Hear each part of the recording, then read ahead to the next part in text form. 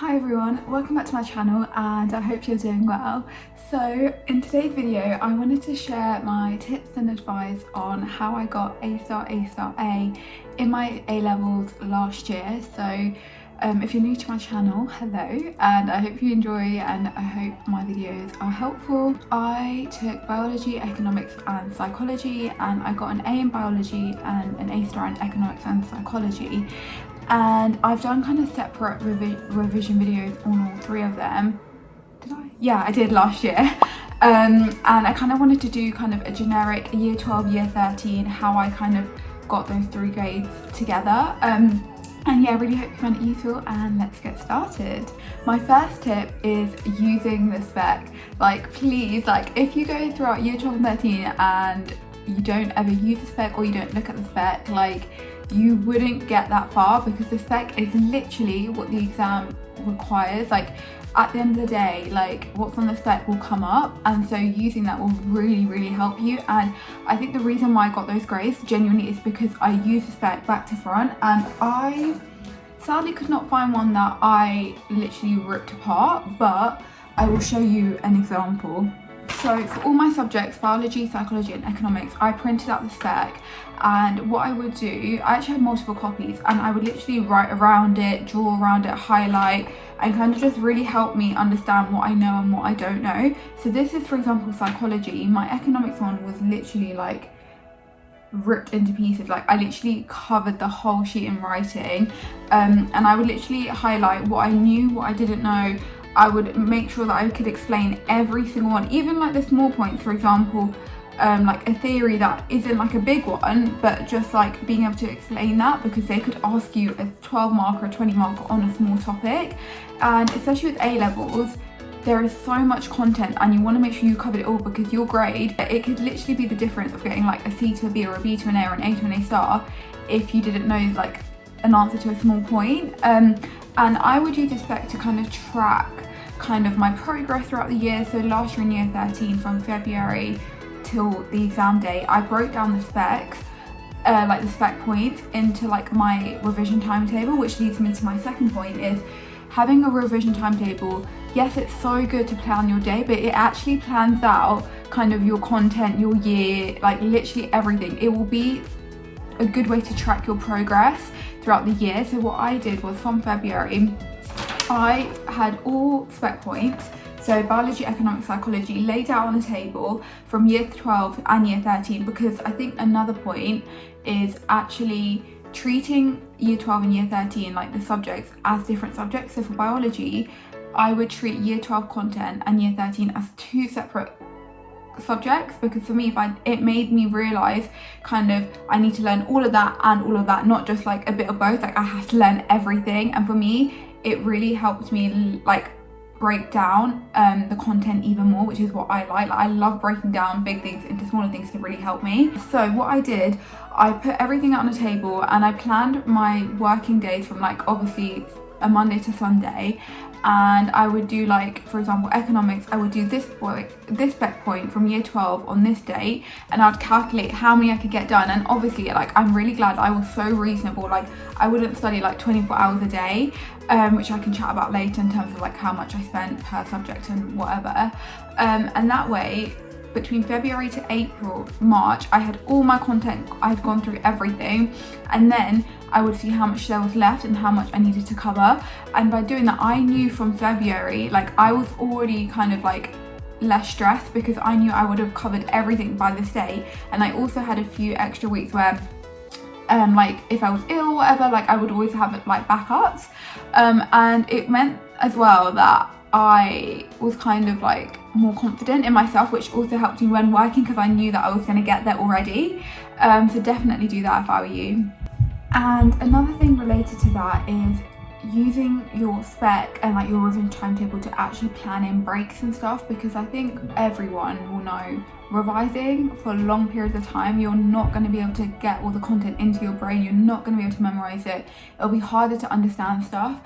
And so what I did was I would literally break down. So for example, this spec, I would do 5.1.1, have a break, then do the next one, and then that will be it for year 12 psychology for the week or for the day, and move on to something else. Like by doing a variety, it really helps your brain and kind of you understand the different things rather than doing it for like 5-6 hours and you'll barely probably remember the first one. That was me anyway. Another tip that I wanted to share is when you use the Spec to revise, so whilst I drew onto the Spec, I also had like booklets that I got. So well, you can literally buy this from anywhere, but our teacher actually, I think, kind of bought these like revision books.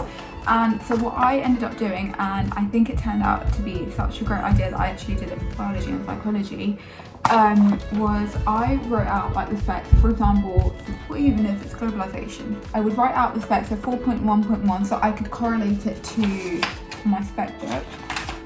Upside down, and I would do one spec per page. That is how much detail I went into because I did not want to miss out on anything.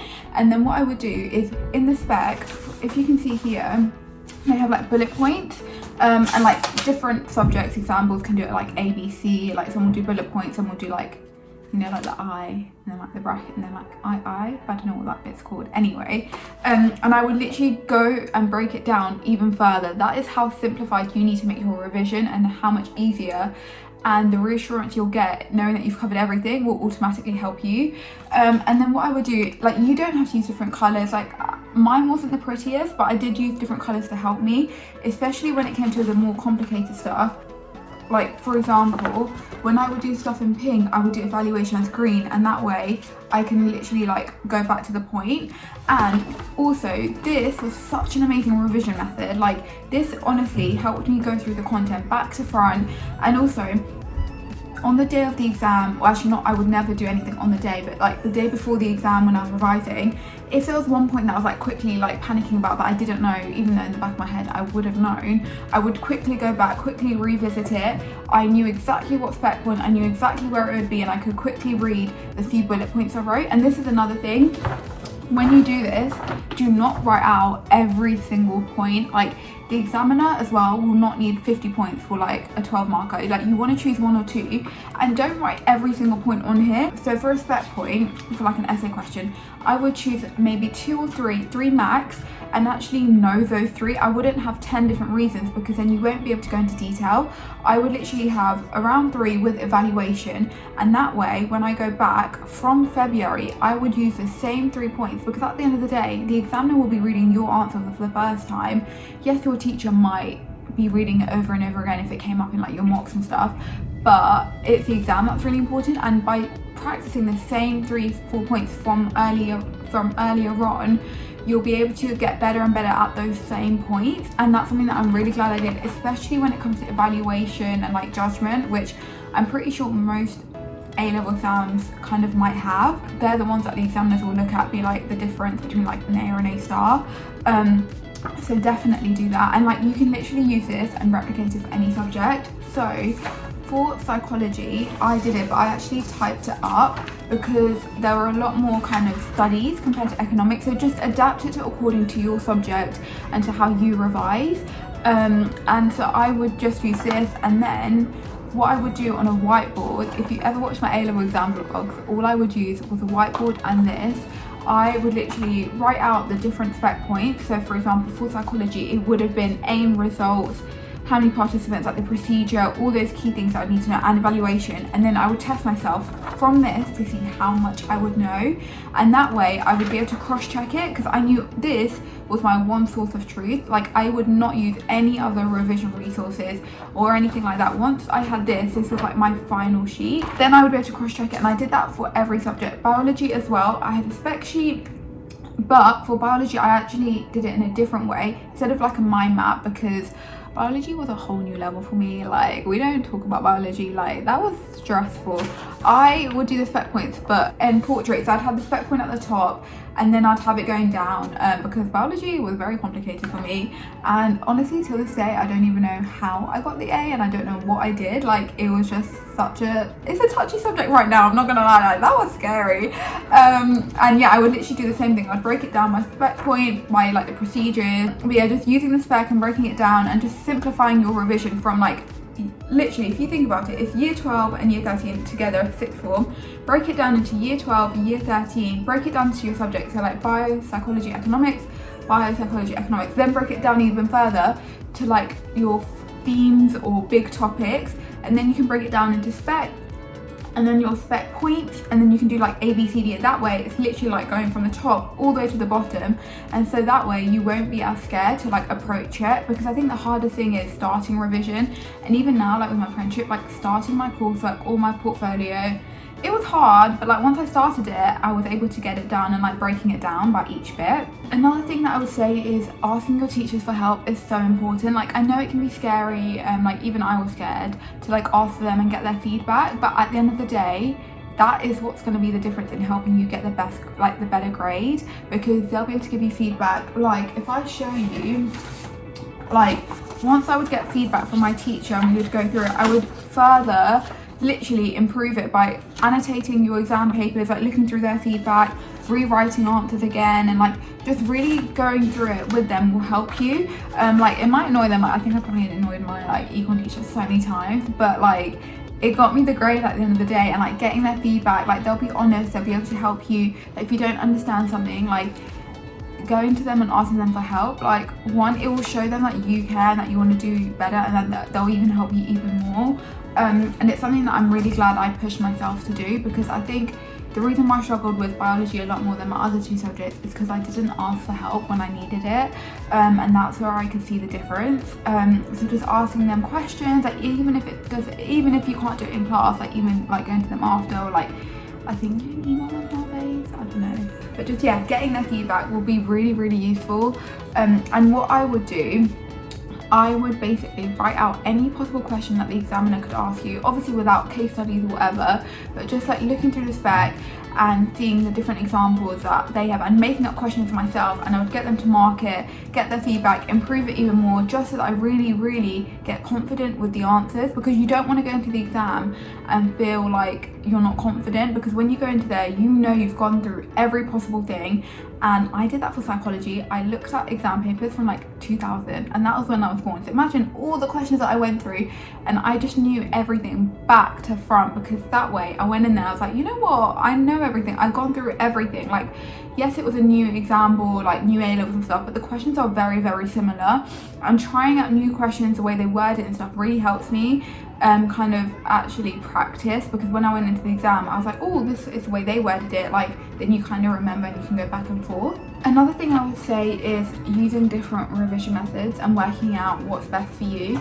So a lot of people use flashcards. They didn't really work for me, but what worked for me was after I did my kind of mind map, the day before the exam, only the day before the exam, I would get post-it notes, and I think in my exam log you'll be able to see like my whole room was covered in post-it notes, and I would go through the spec and my maps from the start and actually reduce the information even more, because that way I was really simplifying it, because obviously your brain will know all the information, but by simplifying it onto one post-it note for one point, that way you'll be able to read it, quickly understand it, and you will remember all the evaluation and everything else around it. And this ensured that the day before the exam I went through every little point again for each subject, because obviously for the exam, how did they work? I think it was like one module or like one theme for like one paper, but I'm pretty sure they were still split up, like there were like 3 papers for each subject.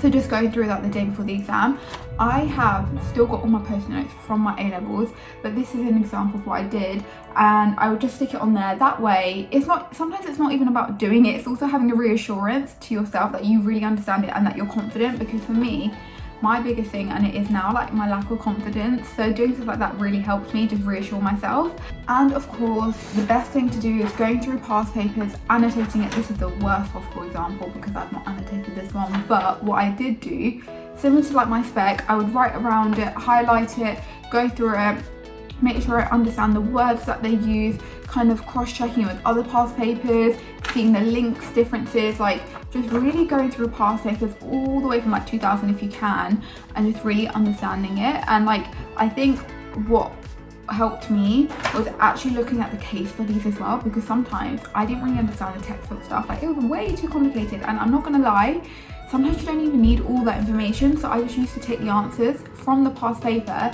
and then add it to my mind map. So for example, this study that I learned in year 13, in my mind map I would literally replicate the past paper answer into my evaluation or into my participants, because it was actually a really good way for me to understand it. Because for me, if there is way too many complicated words or like definitions or stuff like that, I don't understand stuff like that. I just find it really hard. So I used to just use this, and it was so simple. It literally says the date of the study, how many participants, what it involved, and that way I could just understand it and copy it. And they split it into like, what's the first thing called, like the content, there we go, and then the evaluation at the bottom. That way I've got everything here that I need.